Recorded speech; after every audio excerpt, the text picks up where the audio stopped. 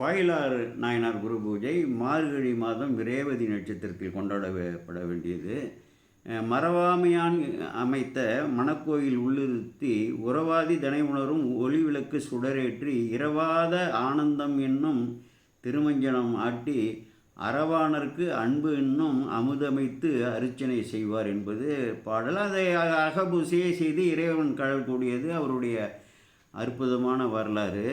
ஆனால் அவர் அவதரித்த அந்த திருமயிலை அந்த திருத்தலத்திலே உத்திரட்டாதி நட்சத்திரம் உள்ள 6ஆம் தேதி 6/1/2025 அது காலை 8 மணிக்கு அந்த அபிஷேக ஆராதனைகளை தொடங்கி செய்து மாலை 6 மணிக்கெல்லாம் அதை ஊர்வலம் வீதி ஊர்வலம் இதெல்லாம் நிறைவேற்றியிருக்கிறார்கள். ஆனால் உத்திரட்டாதி நட்சத்திரம் 6ஆம் தேதி மாலை 7:53 வரை இருந்திருக்கிறது. அதன் பிறகு தான் ரேவதி.